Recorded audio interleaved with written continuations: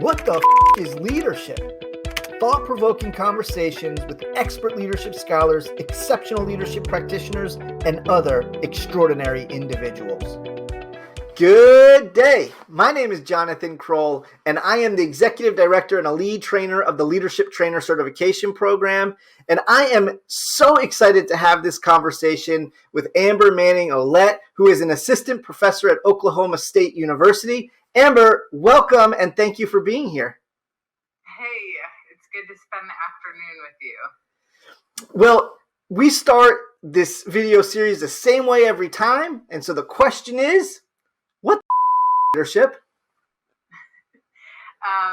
So I just think I laugh because I think I mentioned this earlier that I'm a Midwesterner and grew up very much in a blue collar family. So, potty mouth, sailor mouth, however you want to say it. It's funny because I definitely have one of those. And we talked about kind of like code switching or flipping the switch in professional settings. So I'm just laughing. And then the idea of like how many times we've mouthed that or thought that, in our professional careers. So I was thinking about this today in preparation to talk to you. And there's all these, being someone that studies leadership education and some of like the gender dynamics that happen with that, also someone that studies socially just leadership education. I really have to say, when I think about what is leadership, I'm thinking really of, again, that separation of leadership versus leader, and to really kind of play around with the idea of leadership as that process. And one of the things that I today I was reflecting on my own sort of, I guess, how I entered into studying leadership and how I came to understand leadership and even how I may view myself as a leader, because I certainly never did. When you come from a working class background, I mean, you just make things work. I mean, if you don't have money to do something, you find a way to get there, right? I was kind of even thinking about, I was talking with a friend and I'm like, ooh, I'm from working class. Automated payments make me completely nervous because growing up, like if you can't pay your bills, you pay partial bills or you call one and say, well, we can't, do this, we can only send this. And it was a total negotiation. So I was thinking about that today. And then I was also thinking about sort of how I came into understanding leadership and even myself as a leader. And it's funny because I'm just a person that asks questions. So for me, leadership is about inquiry. And to constantly be seeking that answers or solutions or just constantly asking questions. And so for me, what is represented by asking questions within the leadership process is you're also disrupting leadership that might be happening or a process that might be happening. So to kind of bring it back, with like the working class, we make it work. I mean, growing up, if I did not understand something, I asked questions. And I think, in leadership, there has to be that inquisitive mindset because otherwise the ball just keeps rolling. The status quo just keeps going. So in essence, a lot of working class folks that would not deem themselves a leader by just asking questions or just figuring out the solution to make something work. I keep thinking MacGyver from the 80s, but it's like just thinking about a solution or asking questions. That is a process of leadership. And so it's not about having answers. It's actually about just questioning the process. Yeah, totally. Yeah. And I think what's so interesting too, from a developmental standpoint of asking questions as a core component of leadership, is we then don't get into the place as the leader of knowing all of the answers. And so it becomes a developmental experience for our followers when we ask questions or they ask questions, and we all need to wrestle with the responses, right? We all can own that process and experience rather than me as the leader dictate whatever it is. Yeah. I always use with my students when we are studying leadership, I try to ask them of like, how do you come to know something unless you yourself have asked those questions. And everybody comes to know something very different in a different way. So for me, and really, again, how I came to like studying leadership and to view myself in leadership is I'm a person that has to feel something, and then I know what to do after that. And then I can teach people to do the same. So, and again, that's a process through questions, right? One of my analogies that I tell students is when I learned to drive a stick shift, a manual transmission, I've had two Jeep Wranglers. The first one was automatic. The second one I didn't even know how to drive it. It was a manual. I had a friend with me, and he literally, like, I bought it and he drove it off the lot. And I'm like, I just bought a car. I have no idea how to drive. And to me, like, this is a process of leadership, right? So, like, I have to ask questions. I have to be vulnerable. I was vulnerable. I just bought a car that I had no idea how to drive. And so it is this process, this relationship with the vehicle, with my friend, with me, my head, like all these things. And so I tell students the way I learned how to drive that stick is I had to know how it felt. And so my friend, when he was teaching me how to drive it, he would say, okay, you know, what would he say? Oh, he's like, meet it in the middle, meet it in the middle. When you let up on the clutch halfway, then push on the gas, and then of course we go, and it would shut down, it'd kick off. And so we kept doing that. I'm in this parking lot, I'm in tears. I'm like, I just got a car, I don't know how to drive. You're not, like, I'm frustrated. I can't hear you. I'm asking you all these questions about how it's supposed to feel. And you're just telling me, meet it in the middle. And I'm like, I can't wrap my head around that. That's not working for me. So I keep asking more questions.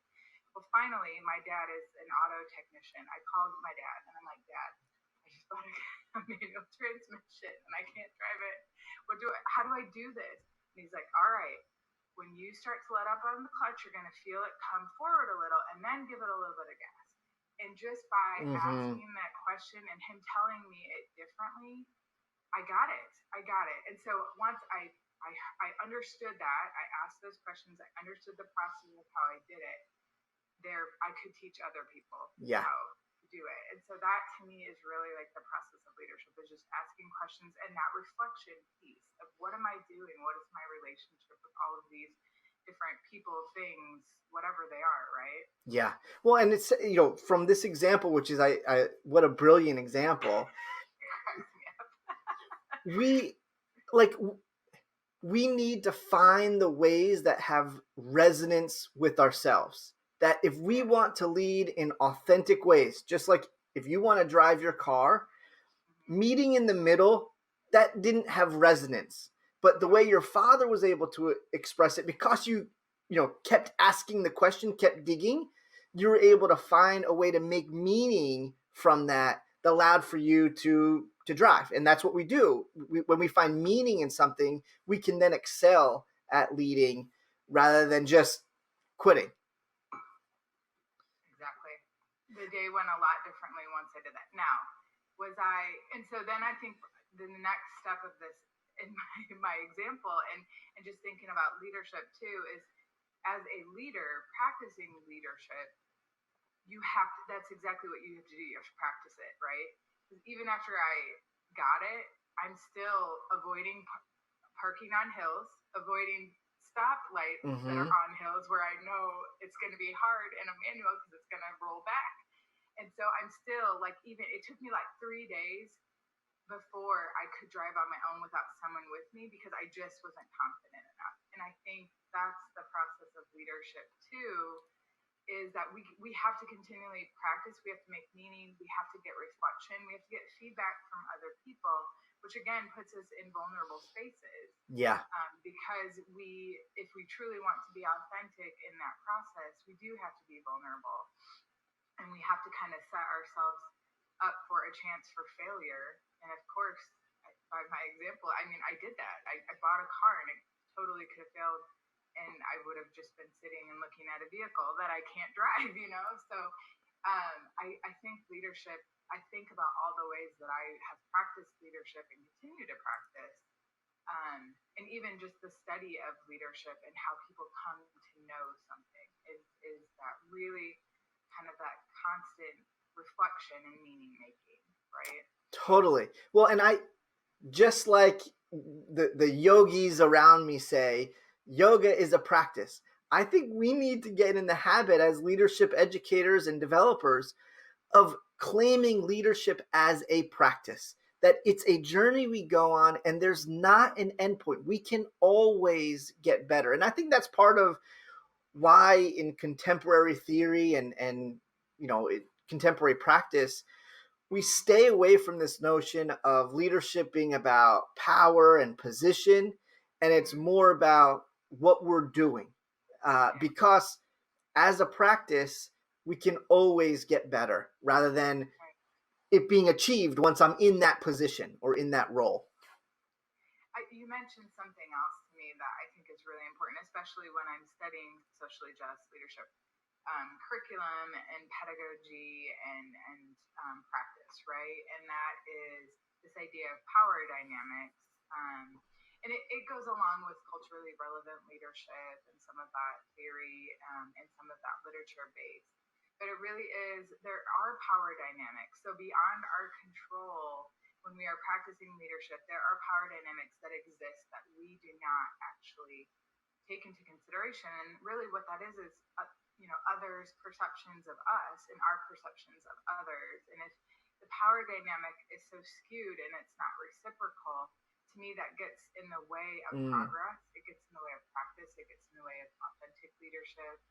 And so I think a lot about power dynamics, especially being a faculty member and being in class, the power dynamics that exist in that class, no matter how democratic I am as a facilitator or a discussion leader, there's still power in what I am doing. No Yeah, you're giving the grades.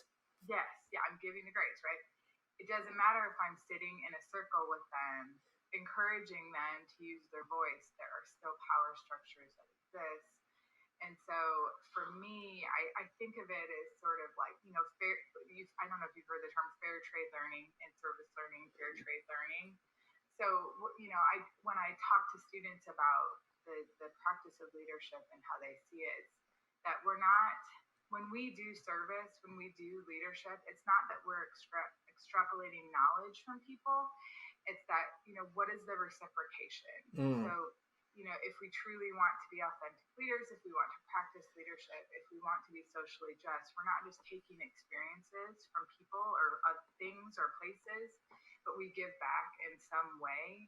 And that gets to that power dynamic that I really think, I think it's one of the most important pieces of practicing leadership because there's so many assumptions and biases wrapped into it. So I want to play with this idea. How then do leaders, in a really tactical, tangible sense, relinquish some of the power and authority, if it's not real, the perceived power and authority, as a way to give it to the group, to the followers, the supporters, the students, wherever those power dynamics rest in the leadership role or position or experience? Yeah, it's a great question, and I think it goes back to exactly what I started with: is to ask questions and to name it, right? So to blatantly name the power structure that exists. So some of the feedback from my students when they teach is that they will say, Dr. AMO, that's my doctor, my initials, AMO, it's just easier to say, but they will really say that Dr. AMO is authentic because she names her biases. And not that and I name and kind of take responsibility for these biases. And so through that, I think in practicing leadership, it's naming areas where you have made mistakes or naming areas where there is a power struggle that maybe you see, but they don't, and say, something's happening here, name it, let's talk about it, let's reflect on it. But then I think it's back to that first instance of let's ask questions. Let me ask you questions that sort of get to the reflection of that power dynamic, or that give you the power to make better decisions or give you the power to exercise your voice. I mean, a lot of it is just that building of confidence and exercising your voice through that practice. So by me asking questions, it gives you the power through your voice to reflect and to make meaning and make those connections. So that's kind of how I see, some of that. Now it depends on like the formality of relationships within leadership too, because like, am I going to go to my chair's office and be like, "There's a power dynamic between us Right. right now. What does that mean to you?" So I think it really depends on comfortability, the nature of the relationship that you might have with someone or people. Um, Obviously, with my Jeep and learning manual, I could be like, "What is our relationship right now? Like the power dynamic. You have all the power because I can't drive you." But I just think it's playing with that idea and then asking questions and naming it in spaces that you feel safe to do so. Yeah. Oh, I love that. So, one last question, and it reverts back to what you were saying in the opening, because I find that there's a difference between leadership and leader. And often, when I ask students or when I ask training participants, what is leadership without dropping an F bomb, they respond by saying, a leader is, or leaders have these qualities, and I'm like, well, that's an interesting response, and I don't disagree with the response, but that's a response to a different question than what I was asking, because I think there's a difference between leadership and leader. How do you respond to those responses from your students or training participants when you ask what is leadership and they come at you with qualities or characteristics or skills of a leader?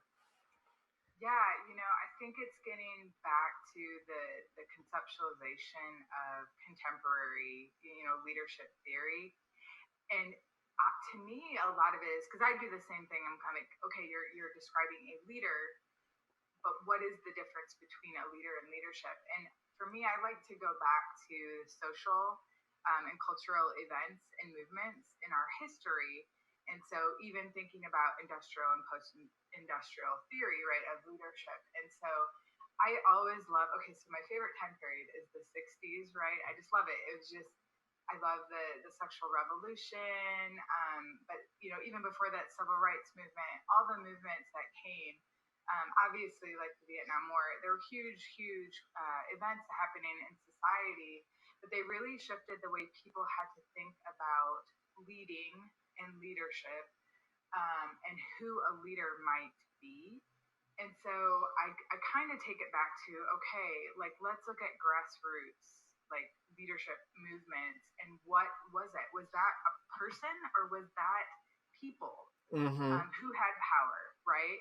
And so just kind of like taking them back to literature, taking them back to historical events, and then kind of getting to see like what is that difference, and thinking about older theories of royal families, and you're born into Mm-hmm. leadership, and how society is very different now. So I always kind of take it back there. So it's probably a much longer way of going about it with my students than they want. But I think I'm always a person that when I'm teaching or when I'm understanding something, I want to know the root or some foundational literature, knowledge, evidence behind what I'm doing. And so that's why I always bring it back to them. Yeah. To be like, let's learn from history. Yeah. Well, that history and that longer route provokes more questions, right? Yeah. And that gets back to what you were saying earlier of how critical it is for us as leaders to be asking ourselves and our followers questions and providing opportunities for followers to safely, vulnerably ask questions as well.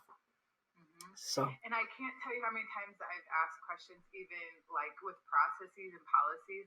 That's a good question. I've never thought about why do we do this, or wow, that made me think of something else. So that's why I bring it back to the beginning of it's really about asking questions.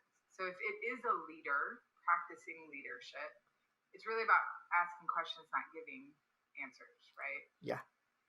Awesome. Well, thank you so much. And I want to provide you an opportunity to share any last word, any last message for the viewing audience about what the fuck is leadership? I don't know that I have anything super like great to to share. But, I think there are examples of quiet leadership that do get me thinking about it more and more. And quiet leadership, meaning like the practice is not something that may be outwardly happening all the time, or that it's not positional in nature and that it's just happening in smaller groups. So I would say, as someone interested in learning more about leadership or teaching leadership, I think it is our responsibility to see it from all different perspectives and to also sort of amplify maybe practices that are happening, leadership that's happening in sort of untraditional ways.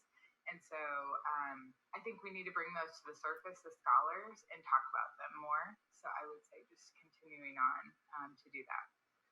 Well, that's brilliant. And Amber, thank you so much for your time today. This was such a fantastic conversation. I really appreciate it. Yeah, thank you. Thanks for joining this conversation on what the leadership is. If you enjoyed it, please subscribe to this channel and don't forget to check out leadershiptrainer.org for all of your leadership training, programming, and resources.